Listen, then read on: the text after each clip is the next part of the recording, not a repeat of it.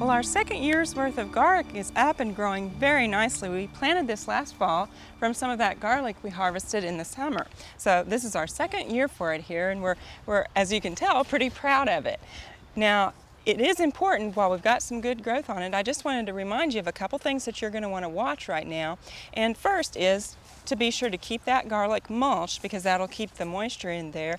And also, as you see weeds popping up, keep them out. You can see we've got a few here. We need to get those on out of there, and especially this Bermuda grass, because we don't want the weeds to take over our garlic after they've made it through the winter and done so well. The other thing is we've got a lot of very good leaf growth, although it does look just a little bit pale. And what we want to do right now is we want to fertilize our garlic. Now, it's an important time to do that because we want to keep up this good leaf growth, and that will also help us get some good bulbs on our garlic. So we could spray here from April to about mid-May 3 times with a mixture of fish emulsion and seaweed. That would be a good nitrogen source for this garlic. It's not going to overpower it, but it does give it a good boost. Now, if we want to do something different, if we don't have fish emulsion and seaweed, you can actually put on some 3300 or ammonium nitrate at the rate of 1 tablespoon for 2 feet of row. So that's basically, if you have ammonium nitrate handy, that's what you would put, is 1 tablespoon for 2 feet of row. So it's not a whole lot, and you want to make sure that it's not touching the garlic but out to the side, and just barely work that in. But we do have a very nice crop of garlic, and one of the reasons for that is we have it planted in the raised bed. And I wanted to go over some of the reasons that raised beds are so wonderful, especially in Oklahoma. Now, we've had these raised beds here at the Oklahoma Gardening Studio Gardens for about, probably some of these have been here about 8 years, and they're holding up very well. But I wanted to go over some of the features that you have with a raised bed. And one of the first things is the height of a raised bed. People sometimes don't know how tall to make them.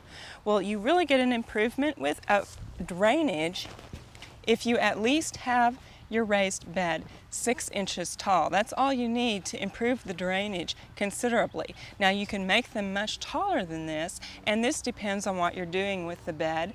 And if you are unable to bend, or if you're in a wheelchair and you need access straight out from your arm, then you can build your beds quite a bit taller. Or if you have children and you need to have them be able to reach into the bed, then you can keep them lower. So the height of your raised bed isn't quite as important once you reach that 6-inch point. Now, some other advantages of raised beds, besides the drainage, is that the soil in a raised bed actually warms up more quickly in the spring. And we don't have those problems with the soil not being dry enough to work in the spring, because it'll drain faster. So those are 2 definite advantages of getting your crops in earlier.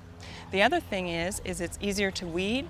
It's also easier to work your soil, and you're not going to be walking on it, so you don't have to work the soil in a raised bed as often. Also, the soil can be amended better. You can mix in a lot of compost into your soil, and when you're establishing your raised bed, it's very important to kill any grass or weeds before you start to put your raised bed in. Now, this is extremely important if you're establishing a raised bed in a spot where Bermuda was growing before, because if you build your raised bed on top of that Bermuda and just put your soil in, the Bermuda is going to find its way to the top. So you need to kill that out before you start your raised bed. After that, you can build your sides, or you can just mound soil, either one. But you don't have to add any gravel or anything like that down into the bottom of your raised bed, but you can double work or double dig your soil underneath before adding more on the top, and add some more organic matter down there, and that will help with the drainage as well. Now, as far as dimensions for raised beds go, our raised bed here is about 3 feet, if we're talking about our soil area, by 20 feet. And really, your dimensions of your raised beds, 3 feet by 20 to 25 feet is a good size to keep them. Now, you could make them much longer if you wanted to, but it'll be easier to take care of them and also to rotate your vegetables if you keep them shorter, 20 to 25 feet. You could also make them much shorter if you wanted to, if that had to do with the space. Now, the width of your bed basically has to do with how far you can reach across it. So, a good measure for that is you need to be able to reach halfway across your raised bed, and that's a good width to make it. So this is a very good width because we can reach halfway across. That means we don't have to climb up into the bed to be able to do any of our working with our vegetables or whatever else we have in there. Now, one tip, if you're using raised beds for children, which is a great idea because it's a defined space for them to work in and put their garden in, you may want to make your raised bed narrower. Use their arm as the guide on how wide to make your raised bed, and then they'll have a bed to garden in that's just their size. We hope you've enjoyed this classic from the Oklahoma Gardening Vault. Remember, even though these tips and techniques are timeless, there's always something new to learn in the world of gardening.